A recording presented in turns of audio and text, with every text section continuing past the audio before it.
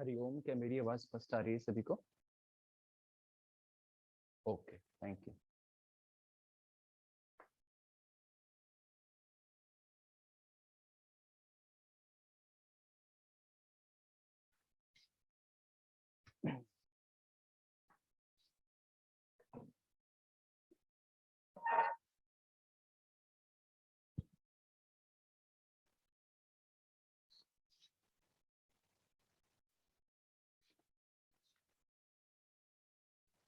तो आप सभी का एक बार फिर से आज रत्नान्वेष योगा एंड फाउंडेशन के इस वर्चुअल प्रांगण में स्वागत है, अभिनंदन है, वंदन है। और आज का जो हमारा सत्र है वो 43rd सेशन है क्लासिकल योगा एंड मेडिटेशन का, जिसमें कि आप जुड़ रहे हैं। और आज का हमारा जो सेशन है वो योगा साइकोलॉजी पे है। और आज का जो विषय है वो, जैसा कि लास्ट योगा साइकोलॉजी क्लास में कहा गया था, कि सूर्य नमस्कार का अभ्यास जल्द ही आप सभी को करवाया जाएगा। तो जो आज का अभ्यास है वो विशेष रूप से सूर्य नमस्कार के ऊपर होने वाला है।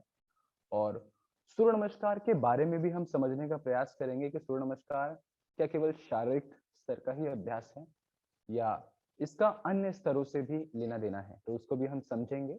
और इसका थोड़ा अभ्यास भी आज हम सभी करेंगे, तो आप सभी थोड़ा अभ्यास के लिए भी आज जरूर तैयार रहें। तो पहले हम थोड़ा सा सहज हो जाते हैं और तत्पश्चात हम सूर्य नमस्कार का अभ्यास एक साथ करेंगे। तो आप जहां भी बैठे हैं, सुखासन, पद्मासन, अर्ध पद्मासन, वज्रासन, किसी भी सुखपूर्वक आसन में बैठ जाएं। और चिन्ह मुद्रा, चिन्ह मुद्रा, अंगूठे और इंडेक्स फिंगर को टच करना है और अंगूठे के ऊपर रखना है। आंखों को बंद कर लें, कमर गर्दन को एकदम सीधा कर लें। कुछ क्षण के लिए बंद आंखों से अपने पूरे शरीर का निरीक्षण करें। Keeping your eyes closed, become little more aware towards your body। पूरा ध्यान शरीर के सबसे ऊपर वाले भाग पर, सिर के चोटी वाले भाग पर।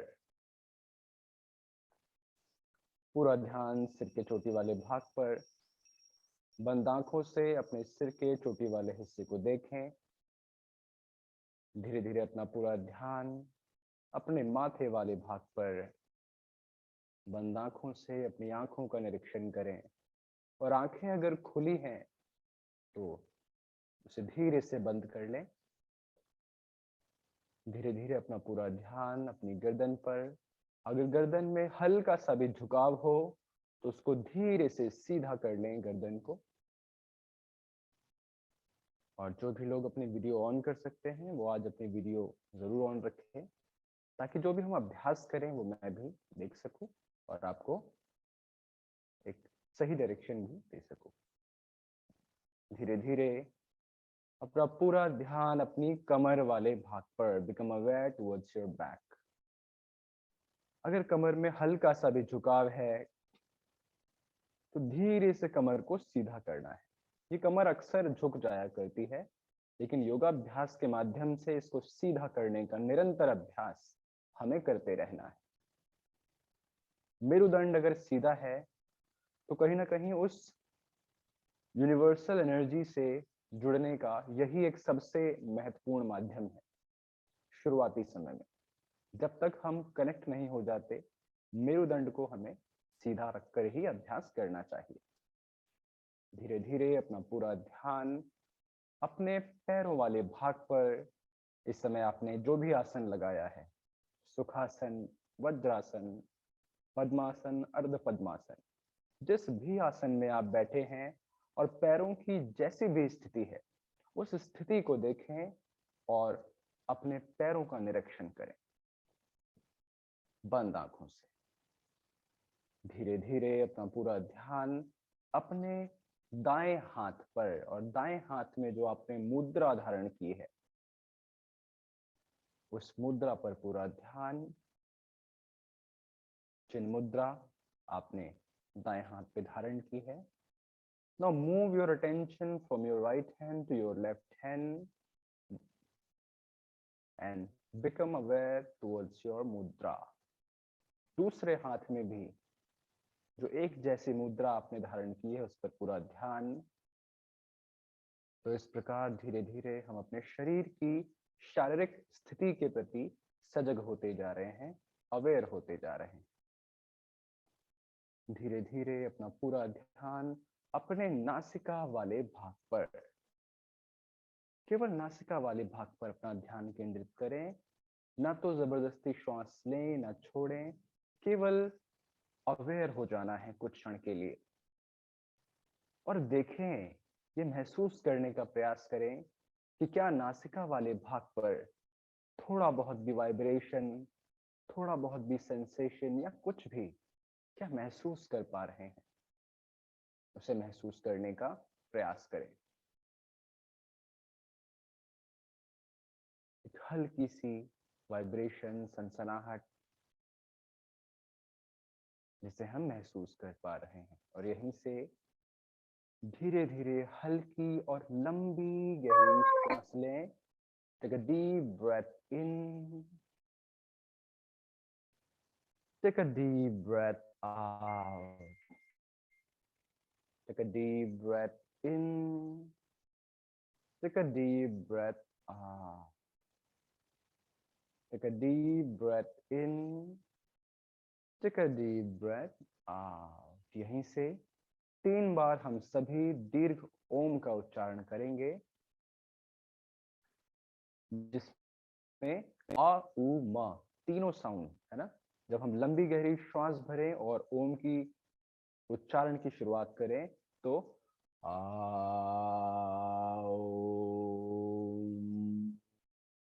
तो ये तीनों साउंड हमें निकालना है।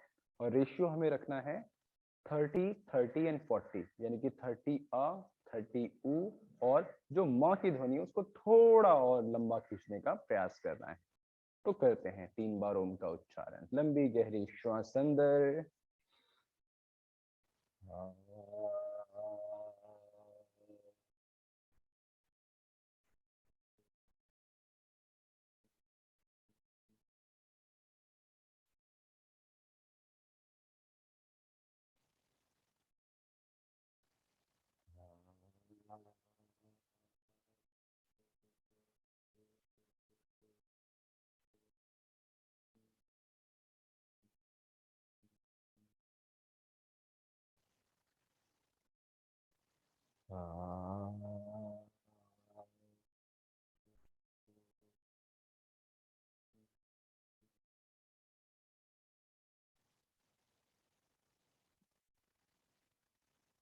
दोनों हाथों को जोड़ लेंगे।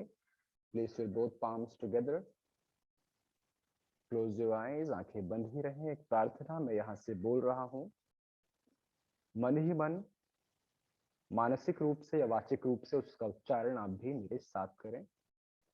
और हम जिसे भी अपना इष्ट मानते हैं, जिसे भी अपने प्रेरणा का स्रोत मानते हैं, उस इष्ट को, उस इष्ट का ध्यान करते हुए इस प्रार्थना को मानसिक या वाचिक रूप से हम करेंगे।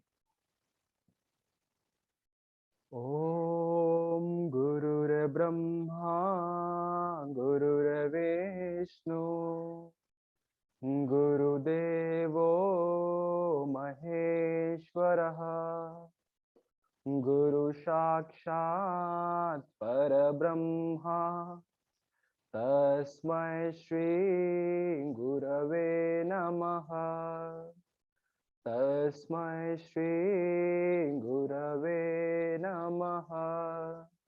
ओम शांति शांति शांति।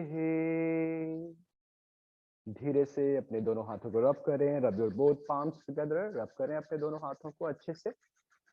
And place your both palms in your face, अपने चेहरे पर लगाएं, आंखों पर, पूरे चेहरे पर लगाएं और एक मंद मुस्कान के साथ अपनी आंखें खोलें। पुनः आप सभी का स्वागत है आज बुधवार की मंगल बेला में। तो आज हम सूर्य नमस्कार का अभ्यास करेंगे, लेकिन उससे पहले थोड़ा सा let us try to understand what Surya Namaskar is all about, है ना। क्योंकि सूर्य नमस्कार एक ऐसा अभ्यास है जो मुझे लगता है हम में से कई साधकों ने किया होगा, कई प्रैक्टिशनर्स ने किया होगा, और शायद कुछ उसका कुछ रेशियो ऐसा भी हो सकता है हम सभी साधकों के बीच में जो प्रतिदिन सूर्य नमस्कार का अभ्यास भी कर रहे होंगे। और आपने रिसेंटली सुना होगा कि अभी रिसेंटली आयुष मंत्रालय के अंडर में एक बहुत बड़ा विशाल प्रोजेक्ट चला, जिसमें कि 75 करोड़ सूर्य नमस्कार का अभ्यास पूरे भारत भर में हुआ, है ना। 75 करोड़ सूर्य नमस्कार।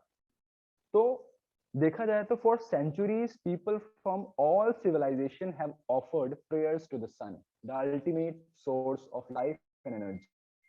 यानी कि जो सूर्य है वो सदियों से जितनी भी सिविलाइजेशन अब तक रही, हर सिविलाइजेशन में सूर्य को एक ऊर्जा का स्रोत माना गया है ना। यानी कि एक ऐसा स्रोत जिससे हम सभी को एक शक्ति की प्राप्ति होती है, एक एनर्जी की प्राप्ति होती है, एक ऊर्जा की प्राप्ति होती है, वो है सूर्य। And one such practice is the yogic sequence of Surya Namaskar. और इसलिए क्योंकि सूर्य को हमारे ऋषि मुनियों ने इतना ज्यादा सूर्य की उपासना की, सूर्य का ध्यान किया, सूर्य की आराधना की, सूर्य को अपना प्रेरणा का स्रोत माना, तो इसलिए कहीं ना कहीं ये सूर्य नमस्कार, क्लासिकल टेक्स्ट में तो सूर्य नमस्कार का वर्णन नहीं मिलता, लेकिन आने वाले समय में सूर्य नमस्कार को एक बहुत ज्यादा महत्व देते हुए सूर्य नमस्कार को भी आसनों की श्रृंखला में जोड़ दिया गया है। क्यों? क्योंकि वर्षों से ऋषि मुनियों को सूर्य की उपासना की, और सूर्य जो है वो आध्यात्मिक चेतना का प्रतीक भी माना जाता है। स्पिरिचुअल कॉन्शियसनेस का एक बहुत बड़ा सिंबल है सूर्य, इसलिए। और उसका अभी हम उसके ऊपर भी चर्चा करेंगे कि सूर्य नमस्कार जो है, जब हम करते हैं सूर्य नमस्कार का अभ्यास, तो सूर्य नमस्कार के अभ्यास से शरीर के अंदर भी हमारे एक सौर ऊर्जा होती है, शरीर के अंदर भी हमारे एक सोलर एनर्जी होती है, तो उस पर सीधा प्रभाव पड़ता है जब हम सूर्य नमस्कार का अभ्यास करते हैं। योग में हम नाड़ियों के विषय में पढ़ते हैं, आदरणीय गुरुदेव ने हमें नाड़ियों के बारे में थोड़ा थोड़ा ज्ञान देना शुरू कर दिया है। और इड़ा नाड़ी, पिंगला नाड़ी, सुषुम्ना नाड़ी, जो कि एकदम बीच में से शरीर के जो मेरुदंड है उस वाले भाग से बह रही होती है। इड़ा यानी कि जो आपका लेफ्ट नॉस्ट्रिल्स है वो इड़ा नाड़ी है, जो राइट नॉस्ट्रिल्स है वो पिंगला है, यानी कि आपके शरीर का जो दायां वाला भाग है वो पिंगला है ना। यानी कि वो कहीं ना कहीं गर्म एक प्रकार से रहता है, और जो बायां वाला भाग है वो आपका इड़ा है। तो सूर्य नमस्कार जो है उसका संबंध पिंगला नाड़ी से है यहाँ पे, क्योंकि सूर्य क्या है, वो गर्म है, उसके अंदर एक जो ऊर्जा का प्रवाह है वो बहुत ज्यादा है, विशाल है। तो सूर्य का संबंध भी हमारे शरीर के अंदर जो पिंगला नाड़ी है, जो सौर ऊर्जा है, जो सोलर एनर्जी है, उसका सीधा सीधा संबंध हमारे सूर्य नमस्कार से, क्योंकि हमारे जो शरीर के अंदर सोलर एनर्जी है उस पर प्रभाव पड़ता है, और वो जो प्रभाव, वो जो सोलर एनर्जी है वो पिंगला नाड़ी से ही तो बह रही है। जब हम सूर्य नमस्कार करते हैं तो उसका प्रभाव जो है हमारे उस पैनल पर पड़ता है। तो सूर्य नमस्कार का रोज अभ्यास करने से, ऐसा मानते हैं, ऐसा टेक्स्टों में भी लिखा है, आसन प्राणायाम मुद्रा बंद बिहार स्कूल ऑफ योग का एक बहुत ही महत्वपूर्ण टेक्स्ट अगर आप पढ़ें तो उसमें इस बात का जिक्र किया गया है कि सूर्य नमस्कार का अभ्यास करने से पिंगला नाड़ी को नियंत्रित किया जा सकता है। You can control your Pingala नाड़ी इफ यू कंटिन्यूअसली प्रैक्टिस सूर्य नमस्कार, है ना। तो इसलिए सूर्य नमस्कार का अभ्यास करना चाहिए। और ऐसा बताते हैं कि चाहे हमारी वो नाड़ी अंडर एक्टिव हो, बिल्कुल ही एकदम एक्टिव ही ना हो, या ओवर एक्टिव हो। कई लोगों की पिंगला यानी कि जो सूर्य का जो स्तर है, जो गर्म है शरीर के अंदर, जो जो गर्म तत्व है वो बहुत ज्यादा बढ़ जाता है, और किसी का बिल्कुल कम होता है। तो दोनों को बैलेंस करने का काम सूर्य नमस्कार करता है, तो इसलिए हमें सूर्य नमस्कार करना चाहिए। और सूर्य नमस्कार के बहुत सारे, ये इसको एक सूर्य Namaskar is a complete Sadhana, I would say एक कंप्लीट साधना है सूर्य नमस्कार। क्योंकि सूर्य नमस्कार का जब हम अभ्यास करते हैं तो इसमें आसन भी होता है, इसमें प्राणायाम भी होता है, यानी कि ब्रीदिंग का प्रोसेस भी चल रहा होता है, इसमें मंत्रों का उच्चारण भी करते हैं। सूर्य नमस्कार में हम 7 आसन करते हैं, इस बात का ध्यान दें कि सूर्य नमस्कार में हम 7 आसन करते हैं और 12 स्टेप्स होते हैं। टोटल 12 स्टेप्स का सूर्य नमस्कार होता है, जिसका अभ्यास अभी हम करेंगे। तो 12 स्टेप्स, और 12 स्टेप्स को देखते हुए 12 मंत्रों को भी सूर्य नमस्कार से जोड़ा गया है। और 12 मंत्रों में सूर्य के, यानी कि जो एनर्जी का जो प्रतीक है, लाइफ और एनर्जी का जो सोर्स है, सन, उसके 12 नामों का वर्णन उस 12 मंत्रों में। तो आने वाले समय में हम उस पर भी ध्यान देंगे। मैं बस इतना कहना चाह रहा हूँ कि Surya Namaskar is not just a physical practice, but it is more than that, it is a complete साधना।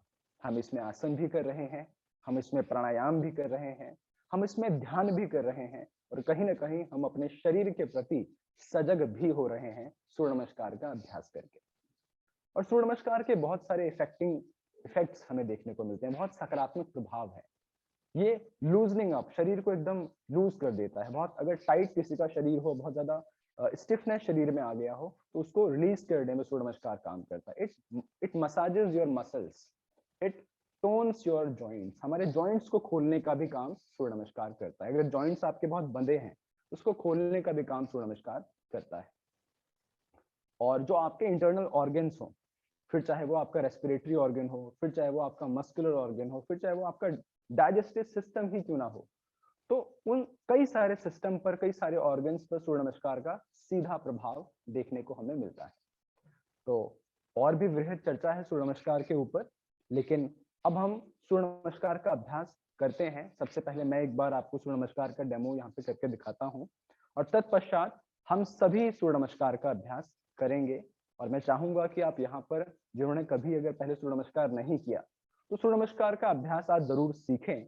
और मैंने इसके थोड़ा सा आध्यात्मिक पक्ष का वर्णन किया, शारीरिक पक्ष का वर्णन किया, और एक चीज और बताना चाहूंगा कि किन लोगों को सूर्य नमस्कार नहीं करना चाहिए। तो जिन भी लोगों को, अगर सपोज किसी को फीवर है बहुत ज्यादा, है ना, कोई बुखार है किसी को, तो उसे सूर्य नमस्कार का अभ्यास नहीं करना चाहिए।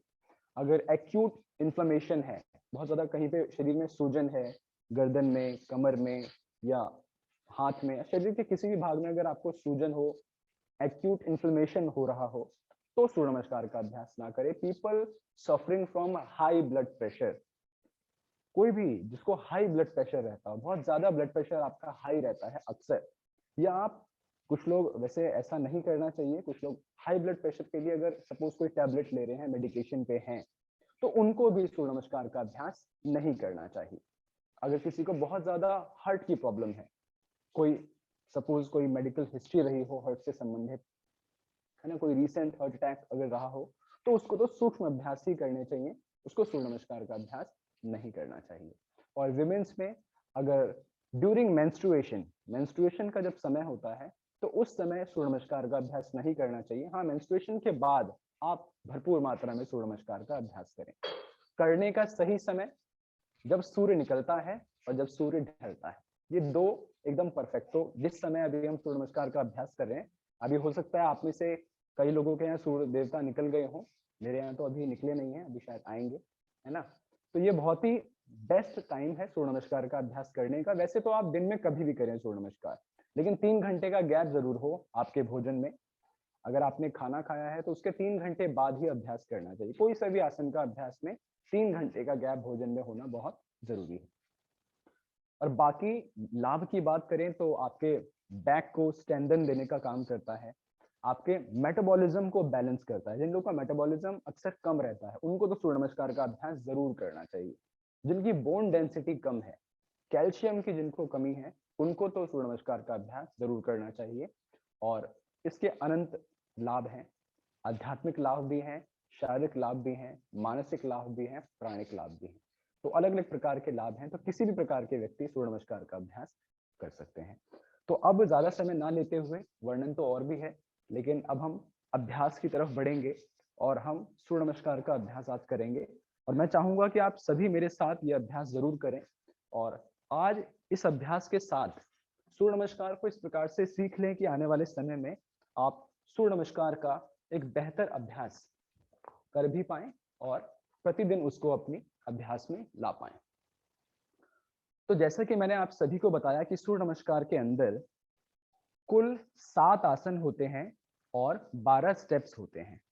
तो एक बार जरा हम करेंगे, आसनों के नाम भी हैं, मैं आपको आसन के नाम भी बताऊंगा, लेकिन सबसे पहले हम इसको स्टेप वाइज सीख लेते हैं कि सूर्य नमस्कार के क्या क्या स्टेप्स हैं। और तत्पश्चात मैं आपको सूर्य नमस्कार में जो नाम है आसनों के, वो नाम भी मैं आपको बताऊंगा। तो जब भी हम सूर्य नमस्कार का अभ्यास करें, तो हमेशा अगर हमने कोई मैट बिछाया है, तो मैट के एकदम आगे वाले भाग पर खड़े हो जाना है, बिल्कुल एकदम आगे वाले भाग पर। आशा करता हूँ मेरी आवाज एकदम ओके आ रही होगी, आवाज में कोई समस्या आपको नहीं होगी। ओके, ठीक है। तो जब भी अगर आपने कुछ बिछाया है, तो मैट के एकदम आगे वाले भाग पर आए, और हमेशा ये स्थिति जो होती है, यानी कि कंधे में जितना गैप है उतना ही गैप आपके पैरों पर, और हाथ आपके ये इस स्थान पे। तो इसे हम सम स्थिति कहते हैं। सम स्थिति का मतलब होता है जब शरीर एकदम सीधा है, कमर एकदम सीधी है, गर्दन एकदम सीधी है ना, दोनों पैर एकदम मिला के भी नहीं रखने और बहुत ज्यादा गैप भी नहीं रखना, कंधों जितना गैप, ये शरीर एकदम सीधा। तो सम स्थिति में खड़े रहना है सबसे पहले, है ना। तो 12 स्टेप्स मैं भी आपको काउंटिंग के साथ बताऊंगा, और दूसरा राउंड में आपको आसनों के नाम बताऊंगा। पहला राउंड मैं चाहूंगा आप केवल देखें। तो सबसे पहला अभ्यास नंबर 1, दोनों हाथों को ऊपर उठाते हुए इस प्रकार से हाथ को यहाँ ऐसे मिलाना होता है, ये है ना। इसे हम बोलते हैं, कुछ प्रणाम आसन बोलते हैं, कुछ नमन आसन बोलते हैं। ये नंबर 1, स्टेप नंबर 1 नमन आसन। स्टेप नंबर 2, दोनों हाथों को ऊपर लेकर के जाएं उठाते हुए। पहले तो पूरा सीधा, जैसे ताड़ासन में हम हाथ को सीधा करते हैं, ऊपर सीधा करें, और फिर हल्का सा पीछे की ओर झुकना है, एकदम हल्का, और आकाश की ओर देखना है। फिर धीरे धीरे स्टेप नंबर 3 पे धीरे धीरे आगे झुके। ये फॉरवर्ड बेंडिंग है एक प्रकार से, लेकिन इस आसन का एक नाम भी है, नाम पर बाद में चर्चा करेंगे। जितना आप आगे झुक सकते हैं, कोई इतना झुक पा रहा है तो इतना ही झुके, कोई और नीचे झुक पा रहा है तो कोई और नीचे झुके, शरीर की क्षमता अनुसार आपको नीचे झुकना है ना। और जो बहुत अच्छा कर पा रहे हैं, जो अभ्यासी हैं, वो तो पूरा नीचे एकदम लगाने का प्रयास कर सकते हैं। तो ये है स्टेप नंबर 3।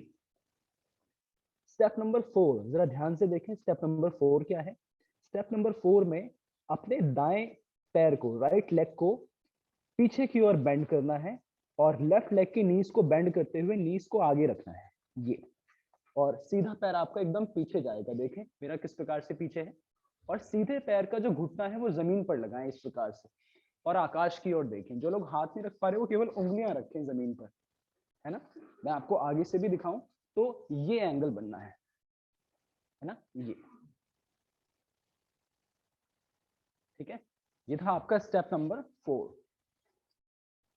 देन 5 में दूसरा पैर भी आपको पीछे लेकर के जाना है, ये, और देखना है अपने स्टमक वाले भाग को, अपने पेट वाले भाग पर पूरा ध्यान लगाना है।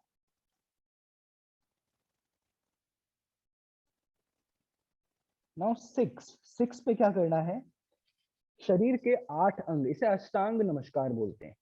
तो सबसे पहले घुटने को जमीन पर रखें, फिर पुशअप्स करते हुए आगे की ओर झुकें और अपने चेस्ट वाले भाग को जमीन पर लगाएं, चिन वाले भाग को जमीन पर लगाएं और सामने की ओर देखें।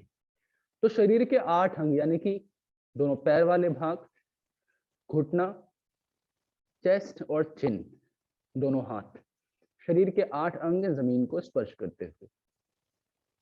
ये स्टेप नंबर 6 था। नाउ 7, तो 7 पे श्वास लेते हुए ये उठना है ऊपर, ये भुजंगासन हो गया एक तरह से, लेकिन इसमें दोनों पैरों को मिला के रखना है, ये ध्यान दें। 7, तो मैंने आपको बताया था सूर्य नमस्कार में 7 आसन होते हैं, लेकिन स्टेप्स 12 होते हैं।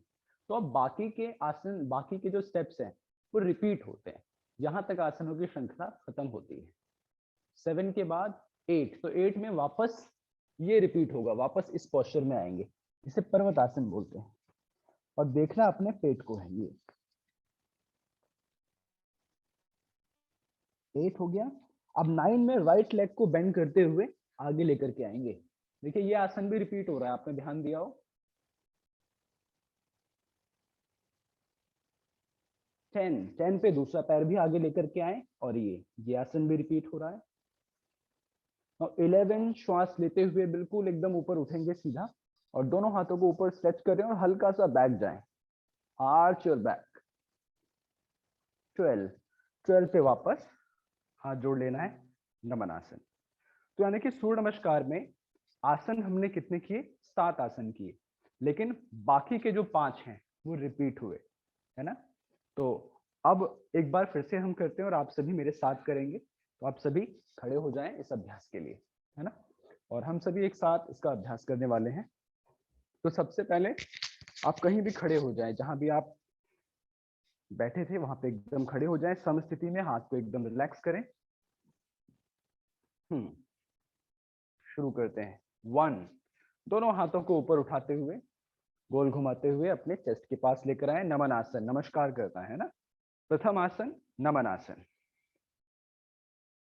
2, दोनों हाथों को ऊपर उठाएं, हस्तोत्तान, इसको हस्तोत्तान बोलते हैं। हस्त मतलब आपके हाथ, हस्तोत्तान यानी कि हाथों को तानना। पूरा ऊपर स्ट्रेच करें। नाउ आर्च योर बैक, धीरे से आर्च करना है अपने बैक को। नाउ 3 पे श्वास छोड़ते हुए एक्सेल, कम फॉरवर्ड, इसको बोलते हैं पाद हस्तासन। पाद का मतलब संस्कृत में आपके पैरों को पाद बोलते हैं, है ना। पाद हस्त, और हस्त का मतलब आपके हाथ। तो अपने हस्त को अपने पैरों के पास लेकर के जाना है ना, ये पाद हस्तासन तीसरा आसन है। अब मैं आपको नाम भी परिचित करा रहा हूं। चौथा स्टेप और चौथा आसन अश्व संचालन। इसमें राइट लेग की नीज को बेंड करना है, राइट लेग को पीछे लेकर के जाना है जितना ले जा सकते हैं, और राइट लेग की नीज को जमीन पर लगाएं, और आपके पैरों की 5 उंगलियां और दोनों हाथों की 5 उंगलियां, यानी कि 15 उंगलियां एक सी। इसको अश्व संचालन बोलते हैं। अश्व का मतलब घोड़ा, और संचालन ऐसा लगना चाहिए कि आप जैसे एक घोड़े को आप ना राइड कर रहे हैं, हॉर्स राइडर हैं आप, उस प्रकार से, है ना। इसका मतलब ही होता है राइडिंग अ हॉर्स।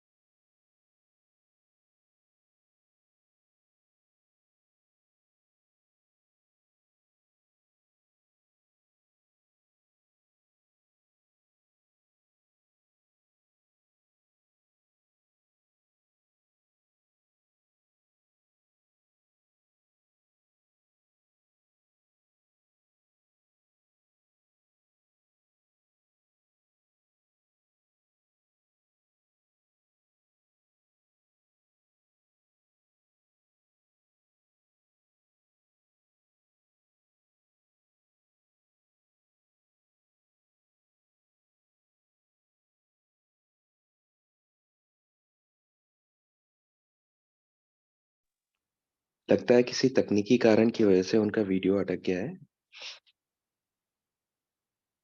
कुछ समय एक बार वेट कर लेते हैं।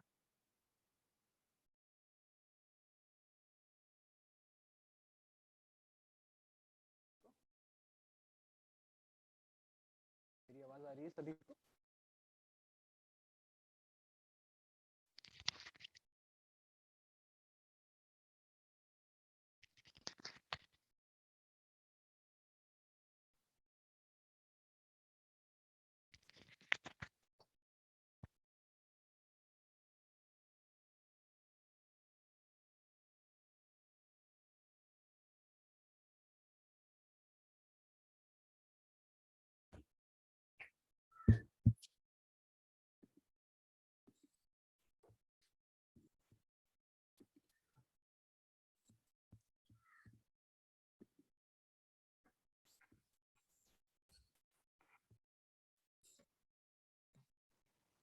आशा करता हूँ मेरी आवाज आ रही होगी। बीच में नेटवर्क हाँ जी, आ चला रही है गया आपकी था। आवाज। जी जी, बीच में नेटवर्क चला गया था। जी जी, ओके। तो हम पर्वत आसन पे थे, हम पर्वत आसन का अभ्यास कर रहे थे, है ना। पर्वत आसन स्टेप नंबर 5 है ना। और पर्वत आसन के बाद अगला अभ्यास स्टेप नंबर 6 अष्टांग नमस्कार। अष्टांग नमस्कार मैंने आपको शुरुआत में बताया था कि शरीर के 8 अंग इसमें जमीन पर होते हैं। आपके घुटने, है ना, आपका चेस्ट और आपका चिन, ये, है ना। दोनों पैर आपके जमीन पर लगे हुए हैं, घुटने आपके जमीन पर है, चेस्ट और आपके दोनों हाथ पुशअप पोजीशन में है। हिप्स को आपको इसमें ऊपर रखना है। अगर आपने बिल्कुल फ्लैट कर लिया, सीधा कर लिया, तो वो करेक्ट पोस्चर नहीं है, ये करेक्ट पोस्चर है। अभी यहीं से 7 भुजंगासन, ऊपर की ओर उठना है। और पीछे कई बार भुजंगासन जब हम करते हैं तो पैरों को खोल लेते हैं, लेकिन यहाँ पे पैरों को मिलाना है ना। इस प्रकार से पैरों को मिलाएं एकदम, और ऊपर की ओर देखें, आकाश की ओर। नाउ 8 में रिपीट होगा वापस पर्वतासन। मैंने आपको बताया 7 कुल आसन है, लेकिन 12 स्टेप्स हैं। वापस पर्वतासन में आए, अपने स्टमक को देखें। 9 राइट लेग को आगे लेकर के आए, दाएं पैर को। अश्व संचालन में वापस। 10 लेफ्ट लेग को भी सामने लेकर के आए पाद हस्तासन में। पाद हस्तासन क्यों इसका नाम है? पाद यानी कि आपके पैर, हस्त यानी कि आपका हाथ। तो अपने हाथों को अपने पैरों के पास लेकर के आना, पाद हस्तासन। 11 हस्तोत्तान। हस्त यानी कि आपके हाथ और हाथों को तानना है, हस्तोत्तान। पूरा स्ट्रेच करें पहले ऊपर सीधा और हल्का सा श्वास छोड़ते हुए पीछे जाएं। देन 12 पे वापस नमन आसन। तो ये सूर्य नमस्कार का एक कंप्लीट अभ्यास है ना। तो इस पूरे अभ्यास में हमने आसन कितने किए? आसन तो हमने 7 किए, और स्टेप्स की अगर हम बात करें तो कुल हमने 12 स्टेप्स किए हैं। और ये जो मैं आपको सूर्य नमस्कार अभी करा रहा हूँ, कई जगह पे सूर्य नमस्कार के बहुत वेरिएशंस कराए जाते हैं। अगर आप अलग अलग स्कूल्स में जाएं तो अलग अलग वेरिएशन है, लेकिन क्लासिकल टेक्स्ट में तो सूर्य नमस्कार का वर्णन नहीं है। मैंने शुरू में आपको सूर्य नमस्कार की फिलॉसफी और थोड़ी सी फिजियोलॉजी के बारे में बताया। तो क्लासिकल टेक्स्ट में तो वर्णन नहीं है, लेकिन मॉडर्न टेक्स्ट में, जिस टेक्स्ट को लगभग इंस्टीट्यूट बड़ा प्रोमिनेंट मानते हैं, आसन प्राणायाम मुद्रा बंद, जो स्वामी सत्यानंद सरस्वती जी द्वारा लिखी गई, तो उस पुस्तक में जो सूर्य नमस्कार का वर्णन है, उसी सूर्य नमस्कार का अभ्यास यहाँ पे आपको करवाया है। तो आज हमने सूर्य नमस्कार का अभ्यास किया, सूर्य नमस्कार का अभ्यास सीखा, और मैंने आपको सूर्य नमस्कार के नाम भी बताया कि क्या क्या नाम होते हैं। और कुछ लोग अभ्यास कर भी रहे थे, बट काफी लोगों का वीडियो ऑन नहीं था, जिससे मैं देख नहीं पा रहा था कि आप लोग कैसा अभ्यास करते हैं। तो आशा करता हूं कि आप आने वाले समय में सूर्य नमस्कार का अभ्यास अपनी रोजमर्रा की एक लाइफ में सूर्य नमस्कार का अभ्यास लाएं। और अब हम एक क्विज कर लेते हैं, क्योंकि आज भी आप सभी के लिए क्विज रेडी है। तो अभी हमारा क्विज का टाइम है, क्विज के लिए तैयार हो जाएं आप सभी। और आपके सामने मैं क्विज प्लेस कर रहा हूँ, क्विज रख रहा हूँ।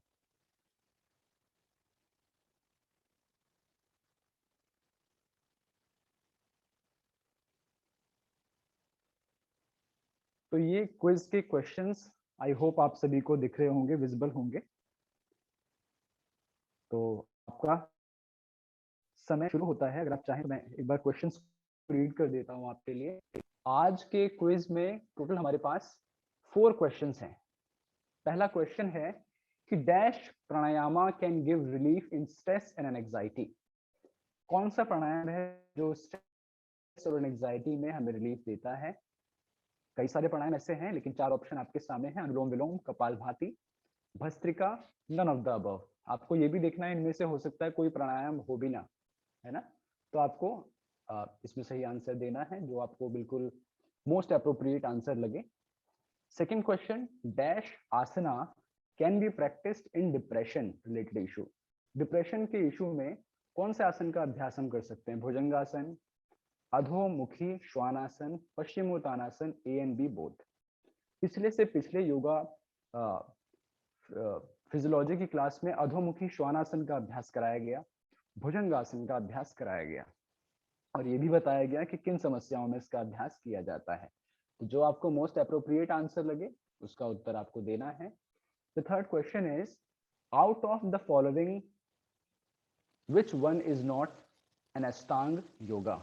यानी कि इन सभी में से कौन सा अष्टांग योग का पार्ट नहीं है ना। तो 4 ऑप्शन है, यमा, नियमा, प्राणायामा एंड नेति। तो अष्टांग योग की चर्चा गुरुदेव ने कई बार की है। तो इसमें से जो अष्टांग योग का पार्ट नहीं है वो आपको ऑप्ट करना है। And the fourth question is, the purpose of yoga as taught by the ancient classical text of yoga is to attain what? Perfect health, peace of mind, stress relief and enlightenment or self realization। तो इसमें भी जो आपको most appropriate answer लगे वो आपको देना है। और मैं देख पा रहा हूं कि अब तक जितने भी लोगों ने आंसर किया है, 95% लोगों ने बिल्कुल करेक्ट आंसर दिया है अब तक। और अभी थोड़ा सा समय मैं आपको और दे रहा हूँ, 30 सेकेंड का। तो जिन लोगों ने कंप्लीट नहीं किया है वो कंप्लीट कर लें, एंड उसके बाद मैं आप सभी को इन प्रश्नों के उत्तर बताऊंगा।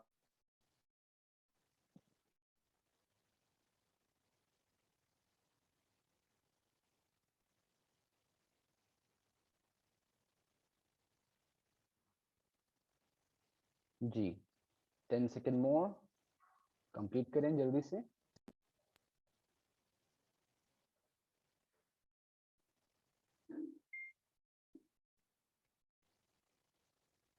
ओके, तो टाइम इज अप, लगभग समय हो गया है, क्योंकि 4 ही प्रश्न हैं आज हमारे पास।